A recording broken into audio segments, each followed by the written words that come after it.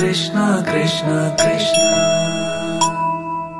श्री कृष्ण गोविंद हरे मुरारी दरवेश गुसाई रसिक चान गुसाई दरदी अवधूत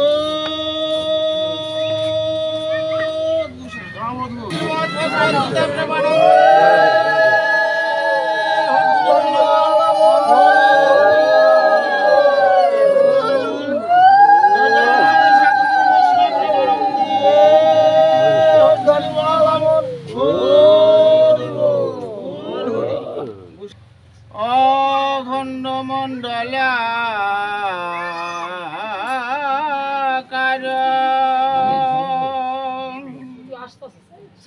व्याप्तं जेन चराचर तत्पदं दर्शितं जेन तस्मै श्री गुरुवे नमः। अज्ञान तिमिरान जास्य ज्ञानञ्जन शलाकाया चक्षुरोन्मीलितं जेन तस्मै श्री गुरुवे नमः। हे कृष्ण करुणा सिंधु दीनबंधु जगतपते गोपेश गोपिका कांत राधाकान्ते नमो नमो। गुरु ब्रह्मा गुरु विष्णु गुरुदेव महेश्वर गुरुदेव परम ब्रह्मा तस्मै श्री गुरुवे नमः। वाञ्छा कल्पतरु कृपा सिन्धु एव च पतितानां पावनेभ्यो वैष्णवाभ्यो नमो नमो।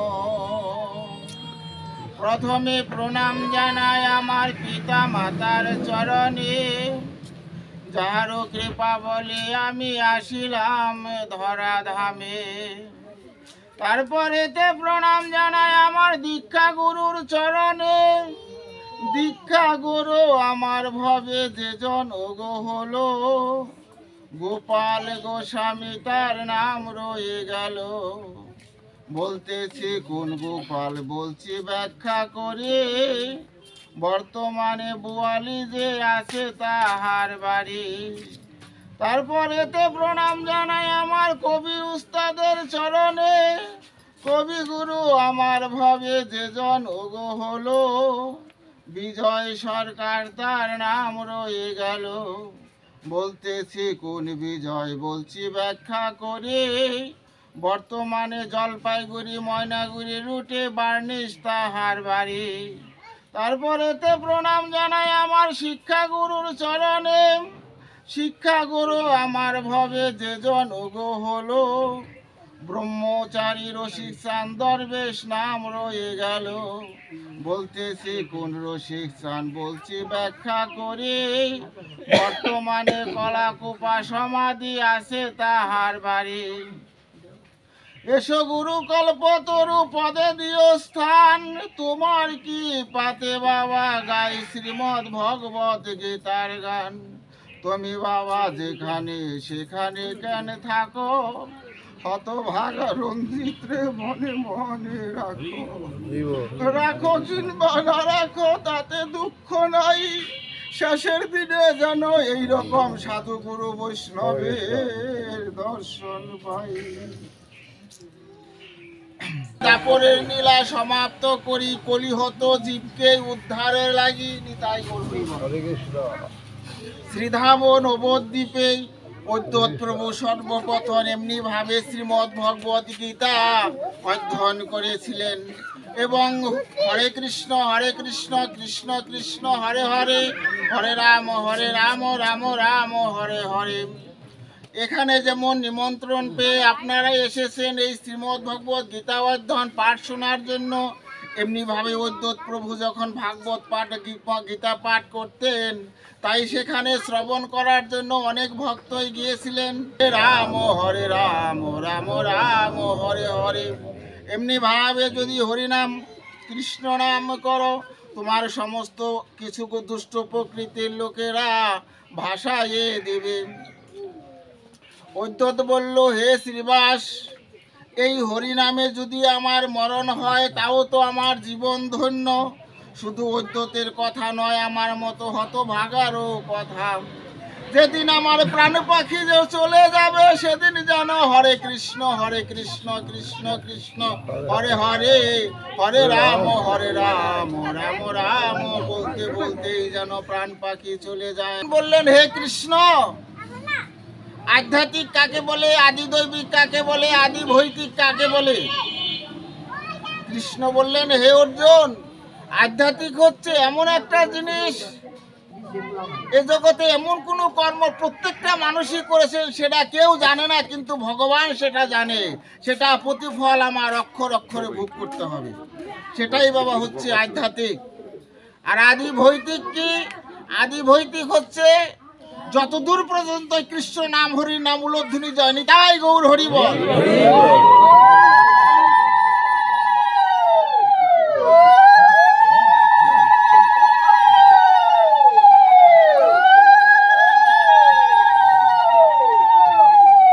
যতদূর পর্যন্ত এই উলোধ্বনি জয়ধ্বনি হরিধ্বনি ধ্বনি যায় তত দূর পর্যন্ত ভূত প্রেত যক্ষ রক্ষ আসতে পারে না। চৈতন্য ভাগবতে 11 পরিচ্ছেদে বলেছেন, হরিদাস যখন হরিনাম করেছিলেন উত্তম উচ্চস্বরে হরিনাম করা যাবে না। তদুত্তরে মহাপ্রভু বলেছিলেন, হে দুষ্ট প্রকৃতির লোক, তোমরা তো উদ্ধার পাবে না, জীবকে উদ্ধার করার জন্য হরিনাম শুনতে দেবে না। উচ্চস্বরে যদি হরিনাম করা হয় এই বৃক্ষ লতা পাতা তারা হরিনাম করতে পারে না। চৈতন্য ভাগবত খুললেই পাবেন। এই পিপিলিকা হরিনাম করতে পারে না। উচ্চস্বরে হরিনাম করলে ওই ধ্বনি শুনে বৃক্ষ লতা পাতা পশু পাখি কীট পতঙ্গ যা আছে সকলেই উদ্ধার হয়ে যাবে। হরে কৃষ্ণ কৃষ্ণ কৃষ্ণ হরে হরে, হরে রাম রাম রাম হরিনামের ধ্বনি শুনে বৃক্ষ লতা পাতা পশু পাখি সকলেই উদ্ধার পাবে। তবে এই যতদূর হরিনামের ধ্বনি যায়, কৃষ্ণ নামের ধ্বনি যায়, এই দৈব অর্থাৎ ভূত পেট যক্ষ রোগ আসতে পারে না। এই যে শ্রাদ্ধ করলেন, কার শ্রাদ্ধ করা হয়েছে বাবা? আজকে শ্রাদ্ধ করা হয়েছে 5টা আত্মা আছে, তার একটা আত্মার শ্রাদ্ধ করা হয়েছে। সেই আত্মা হচ্ছে ভূতাত্মার শ্রাদ্ধ করছে। ভূতাত্মা নানাবিধ আহার করে, নানা কিছু নানান জায়গায় গেছে, নানাবিধ আহার করেছে। এই শ্রাদ্ধটা বাবা ওই আত্মারই হয়েছে। এই আত্মারা যেন মুক্তি পায়, মুক্তি পাওয়ার জন্য শ্রীমদ্ ভগবত গীতা এখানে বলেছে। যাই করে থাক, গীতার মধ্যে বলা আছে তার আত্মার উদ্দেশ্যে, কারো আত্মার উদ্দেশ্যে যদি গীতা পাঠ করা হয় তার আত্মা অনায়াসে বৈকুণ্ঠ লাভ। আমরা গুরুর কাছে কি হরিনাম শোনার জন্য যাই? হরিনাম শোনার জন্য যাচ্ছি না। হরিনাম শাস্ত্র গ্রন্থ ঘাটলেই বাবা আমরা পাই। আমরা অজানাকে জানার জন্য গুরুর কাছে যাচ্ছি। ভালো একটা কৃষ্ণ ভক্ত সন্তান জন্ম দিতে আমরা জানি না। আমার মরণ কখন হইব তাও আমরা জানি না। এরকম অজানাকে জানার জন্য আমরা গুরুর কাছে যাচ্ছি। গুরুর কাছে সঙ্গ করতে হবে। সঙ্গ করতে করতে যদি সমস্ত কিছু জানা যায় না, এই গুরুর কাছে সমস্ত কিছু আছে, তার কাছে বাবা মাথা বিক্রি করেন। মানুষ সুন্দর দেখে, চেহারা ভালো দেখে তার কাছে মাথা বিক্রি করলে যদি ওই বাক্সে কিছু না থাকে, তত্ত্ব সমিতি জ্ঞানমঞ্জ বলছে যদি শাস্ত্রীয় জ্ঞান গুরুর কাছে না থাকে সে গুরু বাবা ত্যাগও করা যায়। হরে কৃষ্ণ। এটা আমি বলি নাই, শাস্ত্র গ্রন্থের মধ্যে বলছেন। আদি দৈবিক, আদি দৈবিক হচ্ছে দৈবের ঘটনা। দৈবের ঘটনা, বাস অ্যাক্সিডেন্ট, বোমা অ্যাক্সিডেন্ট এগুলো হয় না বাবা। সর্পে ধ্বংস হয় না। কেন হয়? কারণ আমাদের ভক্তি নাই। যে এর মধ্যে যে ভক্তি নাই, মাতা পিতার প্রতি আমাদের ভক্তি নাই, ভক্তি ছাড়া তাকে পাবার কোনো কায়দা নাই। তাই দৈবের ঘটনায় কেউ যদি মাতা পিতার চরণ ধুলি নিয়ে কোনো দূর দেশে যায়, যেখানেই যাক বাবা, তার এই দৈবের ঘটনাগুলি ঘটবে না। এই যে বোমা অ্যাক্সিডেন্ট, বাস অ্যাক্সিডেন্ট বা সর্পধ্বংস এগুলো হবে না। কিন্তু আজকাল ছেলে পেয়ে তো কথা শোনে না। কেন শোনে না? যে আগেই তো বললাম, সদ্গুরুর কৃপা পায় যদি সন্তান জন্ম দিতেন তাহলে অবশ্যই কথা শুনতো। শ্রী ভগবান বলিলেন, পরম অক্ষর যে বস্তু অর্থাৎ পরমাত্মাকে ব্রহ্ম বলে, স্বভাবকে আধ্যাত্ম বলে, আর যজ্ঞ প্রভৃতি যে সকলকে ফলে মানব জন্ম বৃদ্ধি হয়ে থাকে তাহাকেই কর্ম বলে। এই যে কর্ম, কর্ম হচ্ছে একটা সুকর্ম, এটা হচ্ছে কুকর্ম। কর্ম দুই কর্ম, দুই রকম কর্ম। সুকর্ম হচ্ছে আমরা ভগবানের উদ্দেশ্যে, পরপারের উদ্দেশ্যে, পৃথিবীতে ম্যানেজ ইমমর্টাল, মানুষ প্রত্যেকে আমার একদিন যেতে হবে। কেউ হয়তো বিছনায় ভুগতেছে, আসে না বাবা, এরকম ভুগতেছে না বাবা। কেউ হয়তো দেখেন সশরীরে সুন্দরভাবে পৃথিবী ছেড়ে গোবিন্দের কাছে লয়প্রাপ্ত হয়েছে। তাই গোবিন্দের উদ্দেশ্যে কেউ যদি একটা তুলসী পত্র, তার কাছে তো আগেও বলছে কিছু চাই না, একটা তুলসী পত্র 2 ফুটা নয়ন গঙ্গা দিয়ে বলতে যদি বলে, গোবিন্দ আমার দেবার মতো কোনো কিছু নেই, আমার সামান্য নয়ন গঙ্গা জলে একটা পুষ্প তুমি গ্রহণ করো, ভক্তির সহিত যদি গোবিন্দের চরণে দেয়, তিনি অনায়াসে তার বৈকুণ্ঠ লাভ হয়। ওইটাকে বলে সুকর্ম। আর কুকর্ম কি? কুকর্ম তো বাবা প্রত্যেকে জানে। কুকর্ম করতে কারো দ্বিধা লাগে না, কারো বলতে হয় না বাবা। সুকর্ম করতে কিন্তু অনেক কষ্ট, অনেক সাধনা। গীতার মধ্যে অভ্যাসযোগ্য বলছে, অভ্যাস করতে হবে। অভ্যাস না করলে কখনো তোমরা লাভ করতে পারবে না। প্রতিদিন অর্জুন মিশ্র এমনি ভাবে শ্রীমদ্ ভগবত গীতা অধ্যয়ন করতেন। আছে যুগক্ষম বহন, ভগবান ভক্তের বোঝা বহন করে। এটা কখনো হতে পারে না। ভক্তে ভগবানের বোঝা বহন করবে, ভগবান কেন ভক্তের বোঝা বহন করবে?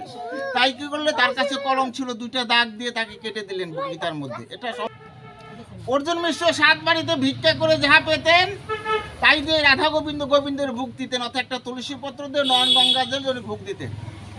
তবে যখন লিখেছেন যুগক্ষম বহমহং, এটা ভগবান কখনই ভক্তের বোঝা বহন করতে পারে না, এটা ভুল। এটা দাগ কেটে উনি ভিক্ষায় গেছেন বাবা। সারাদিন ভিক্ষা করেছেন, কিন্তু কেউ বাবা তাকে এক মুষ্ঠ ভিক্ষাও দেয়নি। সারাদিন ভিক্ষা না পাওয়ার কারণে এক বৃক্ষতলায় বসে বসে কাঁদছে, গোবিন্দ প্রতিদিন তোমার প্রসাদ পাই, আজকে কি তোমার প্রসাদ পাবো না? এই বলে কেঁদে কেঁদে ধুলায় গড়াগড়ি যাচ্ছে গাছতলায় বসে বসে। আমি কি নিয়ে বাড়ি যাব, আর তোমার গোবিন্দের ভোগিবা আমি কি দিয়ে দেব? অর্জুন মিশ্র যখন চিন্তা করছেন, কৃষ্ণ বলরাম ধীরে ধীরে কি করছেন, তন্ডুল অর্থাৎ চাউল, এই তন্ডুল নিয়ে উনি ধীরে ধীরে সেই অর্জুন মিশ্রের বাড়িতে গিয়ে অর্জুন মিশ্রের স্ত্রীকে বলছেন, মাগো আমার বোঝাখানা ধরেন অনেক ভার হয়েছে। বলছে, কে তোমাকে পাঠিয়েছে? বলছে, আমাকে অর্জুন মিশ্র পাঠিয়েছে। বলছে, অর্জুন মিশ্র পাঠিয়েছে? এত বড় বোঝা যায়, তোমরা ছোট ছোট বালক? হ্যাঁ। আমি আনতে চাই নাই বিধায় আমাকে লোহা দিয়ে আঘাত করেছে। বলছে, লোহা দিয়ে আঘাত করেছে? আমার স্বামী তো কখনো একটা পিঁপড়াও মারে না, আর তোমাকে লোহা দিয়ে আঘাত করলো? যদি বিশ্বাস নাই করে থাকো, তুমি আমার এই পিঠের জামাখানা তোলো, আমার পিঠখানা দেখো। যখন বাবা কৃষ্ণ বলরামের জামা তুলছে, দরদরায় রক্ত পড়ছে। বলছে, সত্যি তো আমার অর্জুন মিশ্র তো এরকম নয়, তোমাকে এত আঘাত করেছে? বলছে, হ্যাঁ এত আঘাত করছে, আনতে চাই নাই বিধায় আমাকে লোহা দিয়ে আঘাত করেছে। তবে ঠিক আছে, তুমি ঘুমাও, আমার প্রভু আসার পরে আমি সত্যি জিজ্ঞাসা করব। যখন কৃষ্ণ বলরামকে বিশ্রাম দিয়েছে, অর্জুন মিশ্রের স্ত্রী রান্না করছেন গোবিন্দের জন্যে। রান্না করার পরে সন্ধ্যা হয়ে যায়, কিন্তু অর্জুন তো আসছে না। সন্ধ্যা বাহিত হয়ে যখন অর্জুন ধীরে ধীরে কাঁদতে কাঁদতে যখন আসছে, এদিকে আগের জনে ছিল বাবা, বর্তমান তো অনেক স্বামী ভজন নাই, কলিচরে মা মায়েরা আপনারা মনে কিছু নেন না। আগে স্বামী না সেবা করলে কখনো মায়েরা খেত না। তবে অর্জুন মিশ্র তো স্ত্রী তো তার খেতে পারছে না, অর্জুন তার স্ত্রী আসবে তারপর সে খাবে। আর কৃষ্ণ বলরামকে তো ঘরে শোয়াই রাখছে, আসার পরে জিজ্ঞাসা করবে। তখন অর্জুন কাঁদতে কাঁদতে আসছে, স্ত্রীকে বলছে, আমি সারা দিন মনে ঘুরছি, কিন্তু কেউ আমাকে এক ফুটো ভিক্ষা দেয়নি, আমি আজ গোবিন্দ সেবা কি করে দেব? অর্জুনের স্ত্রী নয়ন জল ছেড়ে বলছে, তুমি বলো কি? 2টা বালকের মাথায় তুমি তন্ডুল দিয়েছ, তারা আনতে চাই নাই বিধায় তুমি তাকে লোহা দিয়ে আঘাত করেছ। তাদের আমি শুয়াই রেখেছি, যদি তুমি বিশ্বাস না করো চলো ঘরের ভিতরে যাই। ঘরের ভিতরে গিয়ে যখন দেখে কৃষ্ণ বলরাম সেখানে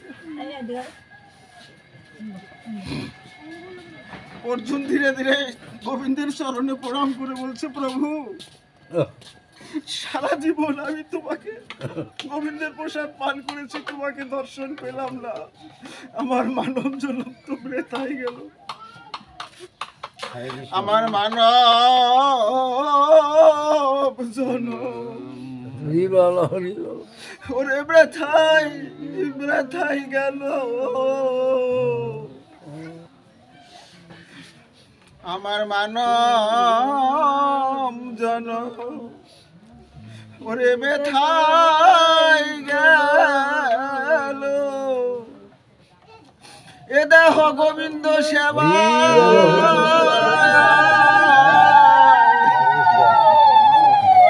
ওরে নালা নালা গিল,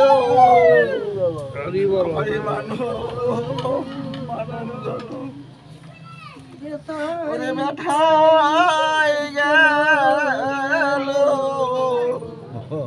আমি একদিন বৈষ্ণব সেবা ওরে করলে না, আমি একদিন বৈষ্ণব সেবা ওরে করলে না রে, আমার হেলা হেলা জীবন চলে গেল, একদিন বৈষ্ণবের চরণে মাথা নত না করিল, তাই ভক্তের পূজা ভগবান বরণ করেন, তাই শাস্ত্রে লিখছে নামা হতে নাম বড়, নাম হতে ভক্ত বড়, ভক্ত হতে ভক্তের চরণ ধুলি, আমায় দাও দাও গুরু, গুরু তোমার চরণে ধুলি, আমায় দাও দাও গুরু, গুরু তোমার চরণে ধুলি, ওগো এই ধুলি হবে আমার পায়ের তলে, আমায় দাও দাও গুরু তোমার চরণে ধুলি। এমনি ভাবে যখন সাধু সঙ্গ সর্বশাস্ত্রেই কয়, সাধু সঙ্গ ল মাত্র সর্ব পাপ হয় ক্ষয়, একবার করিলে রে মনে ভক্তের সঙ্গ, তেতাব জ্বালা দূরে যাবে জোড়াবে অঙ্গ। বৈষ্ণবকে কৃষ্ণ বললেই যার নয়ন বাড়ি বহে সেই তুই জগতে বৈষ্ণব। তবে আমরা তো হরি নাম করি, কৃষ্ণ নাম করি, আমাকে তো নয়ন বাড়ি বহে না। কেন বহে না? কারণ এ দেহটা তো পাষাণ। গানের মধ্যে বলে হরি নামে পাষাণ গলে আমার মন পাষাণ তো বলে না, কারণ কোটি জন্মের পাপ আমার দেহের মধ্যে আছে। এই জন্য হরিনাম শুনলে, ভক্ত সঙ্গ করলে ভক্তের চরণে মাথাও নত হয় না। শাস্ত্রে শিশুকালে ভজে কৃষ্ণ বাবার আসে, বৃদ্ধকালে ভজে কৃষ্ণ মরার তর আসে। তাই এই জীবনের সময় হচ্ছে ভজন। এ সময় যখন কৃষ্ণ নাম করতে করতে তার সিদ্ধ দেহ হয়ে গেছেন, নমো ভগবতে বাসুদেবায় নমঃ, বেদ যজ্ঞে তপস্যায় দানে ও পুণ্য ফলে শাস্ত্র নিরূপিত আছে। এই তত্ত্ব জানিয়া যুগীরা সেই সকল ফল অতিক্রম করিয়া তত্ত্ব আদ্য স্থান লাভ করিয়া থাকেন। এই যে যুগীরা যজ্ঞে লাভ করে, এই আদ্য সন্ত লাভ করে, অর্থাৎ এই রাধাকৃষ্ণ তত্ত্ব জানিয়ে, অর্থাৎ এই একমাত্র রাধাকৃষ্ণ ভোগ দেওয়ার অধিকারী তারাই, যারা বৈষ্ণব তারাই। কিন্তু যাচ্ছি না গেলি না। অনেকে বলে এই রামায়ণ কীর্তন ব্রাহ্মণদের দিতে হয়। কোনো শাস্ত্রে লেখা নাই রামায়ণ কীর্তন ব্রাহ্মণদের দিতে হয়। এই রামায়ণ কীর্তন যখন উদ্বোধন হয়েছে পৃথিবীতে, রামের বাড়িতে লবকুশ গান গাইছে। লবকুশ বাবা রামের সন্তান, ব্রাহ্মণের সন্তান, ব্রাহ্মণের সন্তান লবকুশ। লবকুশ হচ্ছে ক্ষত্রিয় সন্তান, রামের সন্তান। তাহলে ওই প্রথম রামের বাড়িতে রামায়ণ গাইছে। তার গুরুদেব বললো, বাল্মীকি মুনি বললো যে হে রাম, তোমাকে তো অমঙ্গল দেখতেছি সংসারে, যদি একটু রামায়ণ কীর্তন তো সংসারে হয়তো একটু মঙ্গল হবে। তাতে কি ব্রাহ্মণ দেশে রামায়ণ কীর্তন দিছিল নাকি? তখন তো লবকুশ তো একটা বৈষ্ণব সাথে একটা বৈষ্ণব হলি হয়, তবে জানে দেয় গান দেন এই জগতে। আমার একটা কথা শাস্ত্রগত প্রমাণ দেবো, তারা জিজ্ঞাসা করলেন সে মুচি হোক, এই যে যেমন রাধা গোবিন্দের ভোগ দেওয়ার অধিকারী মুচিত না, কিন্তু একজন বৈষ্ণব, কথা কয় না শাস্ত্রের প্রমাণ দেবো একজন বৈষ্ণবে ভোগ দেওয়ার অধিকারী, এই রামায়ণ কীর্তন অধিকারী একজন বৈষ্ণবে, জানে দেয় দেন, জানে যেখানেই দেন। আগে জিজ্ঞাসা করেন বাবা তোমার দীক্ষাগুরু পাঠ কোথায়, তোমার শিক্ষাগুরু পাঠ কোথায়, তখন আপনি একজন একটি নিচু জাতি হোক তাদের দিন। আমি তাতে খুবই ভগবান শাস্ত্রে বলছে মনে আসে তার সংসারে কোনো অমঙ্গল থাকলে মঙ্গল হবে। এটা কারণ আমার উস্তাদ আগে বলছি বিজয় সরকার, উনির সাথে কবি গান কিন্তু যতদিন করেছি ভারতবর্ষে, উনি বলছে যদি কোথাও গান ডাকা হয়, জবান যদি দেই, কারো যদি মা বাপ মরে, গান গেয়ে আইসে কিন্তু মাটি দিতে হবে। তাই বুঝে আমার সাথে কবি কিন্তু কেউ নাইলে আমার সাথে কবি কীর্তন করার দরকার। তো কথাটা এমন এখন করেও যদি কেউ পান ত্যাগ করে তারও বৈকুণ্ঠে বাস। ওমের মধ্যে বাস করেন কারা? ওমের মধ্যে বাস করেন মাতা পিতা আর হচ্ছেন গুরু, অর্থাৎ বিন্দু, উপরে একটা ফোঁটা আছে বাবা, ওইটাই হচ্ছে বিন্দু তত্ত্ব, বিন্দু রূপেই হচ্ছে পৃথিবীতে জনার্দন গীতার মধ্যে লিখেছে। অর্থাৎ দেবলোকে পূজা করলে দেবলোকে গমন করে, মাতৃদেবতার পূজা করলে মাতৃদেব পূজা গমন করে। আর ভগবান কৃষ্ণ বলেছেন যে আমার পূজা করে সে আমাকেই পায়ে থাকে। গীতার মধ্যে 18 অধ্যায় 66 নম্বর শ্লোকে বলেছেন সর্বধর্মাং পরিত্যাজ্যাং মামেকাং শরণং ভজ ওয়াং তাং সর্ব পাপেভ্য মুখ্যাচি মাসুস। হে অর্জুন, তুমি ভক্তির সহিত আমাকে জপ করো, আমি তোমাকে অনায়াসে বৈকুণ্ঠে প্রাপ্ত করে দেব। ওম নমো ভগবতে বাসুদেবায় নমঃ। শ্রীমদ্ ভগবদ গীতা মাহাত্ম্যম। সুতরাং বলে নারায়ণকালে যেভাবে গীতা মাহাত্ম্য বলেছিলেন, গীতা মাহাত্ম্য অতি গোপনীয়, শ্রীকৃষ্ণ সবচেয়ে ভালো জানেন, সমস্ত কিছু তো উনি জানেন। ব্যাসদেব কিছুটা জানেন, সুখদেব কিছুটা, ব্যাসদেব তো যাজ্ঞবল্ক্য উনি কিছুটা জানেন। আমি ব্যাসদেবের মুখে শাস্ত্রের এই গীতার মধ্যে যেভাবে আছে তার কিঞ্চিত বলার জন্য চেষ্টা করতেছি। সমস্ত উপনিষদ হলো গাভীস্বরূপ। যদি গীতা পাঠ করে কোনো ভক্তি বা কোনো কিছু লাভ করে থাকেন, সেটা হচ্ছে সুধা, গীতার অমৃত অর্থাৎ দুধ, সেটা ভক্তগণ পান করে থাকেন। গীতা অক্ষয় অবিনেশ্বর। গীতার অর্ধেক অধ্যায় পাঠ করলে, শ্রাদ্ধে গরু দান করলে যে পুণ্য হয় সে পুণ্য লাভ হয়। গীতার 6 ভাগের 1 ভাগ পাঠ করলে সমযুগের ফল লাভ হয়। গীতার 3 ভাগের 1 ভাগ পাঠ করিলে গঙ্গা স্নানের ফল লাভ হয়। এই গঙ্গামাই যখন জন্মগ্রহণ করেছিলেন, ব্রহ্মবৈবর্ত পুরাণের মধ্যে আছেন ভগবান পরম পুরুষ শ্রীকৃষ্ণের বাম পায়ে বৃদ্ধঙ্গল থেকে গঙ্গা মায়ের জন্মগ্রহণ করেছিলেন। এই যে এছাড়া পূজা হয় না, লক্ষ্মী পূজা করেন, কালী পূজা করেন, দুর্গা পূজা করেন এবং এই রামায়ণ কীর্তন করেন। চামর ছাড়া কিন্তু হয় না বাবা। এই চামরের জন্মটা কি কোথায় জিজ্ঞাসা করেন যারা রামায়ণ কীর্তন করে। আর আমরা শাস্ত্র সম্বন্ধে কিছু জানি না, আমরা শতকরা 95 জনে শাস্ত্র পড়ি না, তো শাস্ত্র সম্বন্ধে আমরা জানব কি করে? আর শাস্ত্রের সঠিক জ্ঞান যারা সেটাও বলে না বাবা। আজকাল কিছু গুসাইগিরি করে যে কানে করে ফিস ফিস, মাসে মাসে চান্দা দিস, চান্দা দিলে মনে হয় আমি উদ্ধার হয়ে যাবো। যদি কেউ মনে করে যে 10 লাখ টাকা আমার নাই, কিন্তু আপনার দেবার মতো শক্তি আছে, আপনার লঞ্চ স্টিমার কেনার মতো শক্তি আপনার আছে, তাহলে ওই নদী ভবন নদী পার হয়ে ওই স্টিমার দিয়ে আপনি যাইতে পারতেন। কিন্তু ওইখানে এই হাটে বিদ্যার গৌরব নাই বাবা। এখানে মূর্খ জন পণ্ডিত হয়। মহাপ্রভু বললেন মূর্খ জন পণ্ডিত হয় যদি একবার বৈষ্ণবের চরণে মাথা নত করতে পারে। এই গঙ্গামাই যখন জন্মগ্রহণ করলেন বললেন এই জগতের যত পাপ তাপ আছে সমস্ত পাপ তাপ তো আমার মধ্যে ধুয়ে যাবে। বাবা গঙ্গামাই জলের মধ্যে সমস্ত কিছু ময়লা আবর্জনা ধুয়ে জানা বাবা। তাতে বলছে গঙ্গামাই আমার দেহটা তো কালো হয়ে যায়, পাপের কারণে আমার দেহটা কালো হয়ে যাচ্ছে, কিন্তু আমি এই পাপ থেকে মুক্তি পাবো কি করে? ততদূর কৃষ্ণ বলেছিলেন হে গঙ্গে, কোনদিন কোন বৈষ্ণবের চরণ ধুলি যদি তোমার শিরে পড়ে সেই দিন তুমি সর্ব পাপ থেকে মুক্ত হতে পারবে। জ্ঞানী আমি ত্রিভুবন পালন করে থাকি। কোনো গৃহে যদি প্রতিদিন গীতার অর্চনা হয় সেই গৃহে কোনোদিন বিস্ফোরা পোড়া জাতীয় অসুখ গৃহ হতে পারে। কেউ যদি গীতা গীতা বলেতে কেউ কিছু না জানুক বাবা, অনেক কিছু জানে, কিছুই জানে না। যদি কিছু নাই জানে, গীতার নামটা তো জানে, 3 বার যদি গীতা গীতা বলে গীতাকে প্রণাম করে তবু তার ওই ক্ষণার জন্য ওই দিনের জন্য পাপ তার চলে যায়।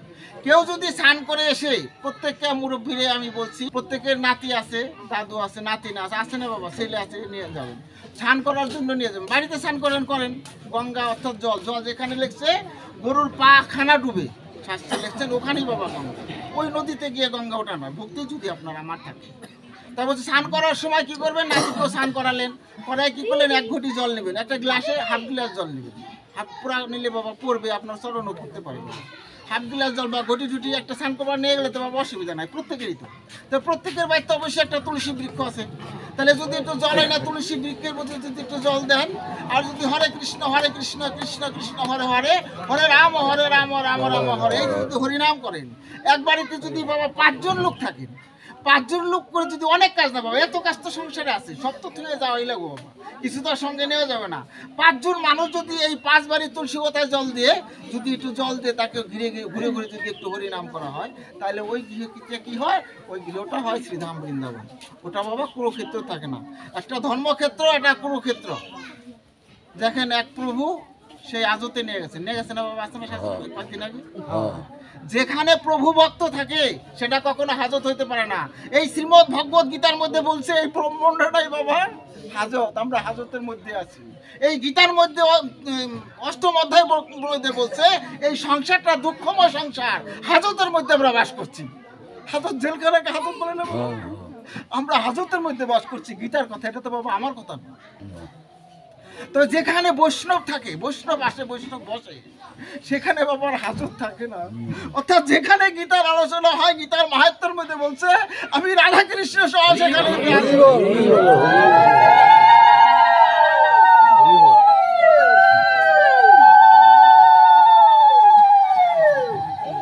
সেটা বাবা আর জেলখানা থাকে না, সেটা বৃন্দাবন ধাম। শাস্ত্রে লিখছেন যেখানে সাধুগুরু বৈষ্ণবের আগমন, সেটাই হচ্ছে বৃন্দাবন।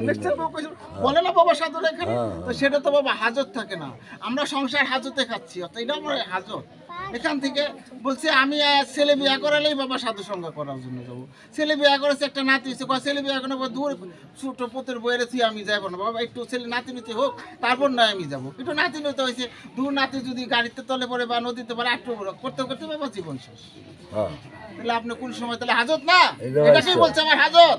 আবার এটাকেই বলছে মুক্তির পথ ওই সংসার থেকেই। সংসার আগেই তো বললাম, সংসারে যদি 5 জন মানুষ থাকে, প্রতিদিন যদি একবার করে হরিনাম হয়, 5 জন মানুষ যদি করে, সে সংসারটা বাবা হাজত থাকে না, সে সংসারটা অনায়াসই বৃন্দাবন। তাই গীতার 18টি নাম বলছি, আপনারা ভক্তির সাথে জপ করেন। 18টি নামের ব্যাখ্যা দিলে বাবা আমাকে 4 ঘন্টা সময় দিতে হবে। 4 ঘন্টা সময় দিলে আমি 18টা নামের ব্যাখ্যা দিতে পারবো। যদি 18টা নামই সব জায়গায় বলতে পারি, কিন্তু ব্যাখ্যা 2-1টা দিতে পারি বাবা, দিতে পারি না। আমার মনের কষ্ট হয়ে আমি বলতে পারি। আমি যদি শাস্ত্রীয় কথা না বলতে পারি বাবা, কোথায় পাবো, আমি কোথায় পাবো? 10টা কথা শুনলে সে বাবা একটা কথা মনে পড়বে। আচ্ছা জপ করেন, গঙ্গা, গীতা, সাবিত্রী, সীতা, সত্তা, প্রতিব্রতা, ব্রহ্মবলী, ব্রহ্মবিদ্যা, ত্রিসন্ধ্যা, মুক্তিগেহিনী, অর্ধমাত্রা, চিদানন্দা, ভবগ্নি, শান্তিনাশিনী, বেদত্রয়, পরানন্দা, তত্ত্ব, জ্ঞান মঞ্জুরি। ওং শান্তি, ওং শান্তি, ওং শান্তি। বিশ্বের সকল প্রাণী শান্তি লাভ করুক। জয় জয় শ্রীমদ ভগবত গীতা।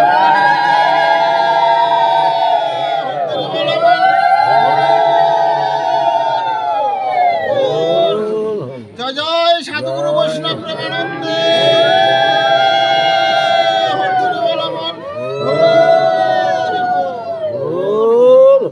বাবা আমি, আমার ভক্তি নাই, আমার জ্ঞান নাই, আমার বিবেক নাই, তবে বলতে পারেন তুমি এখানে কেন বসেছো।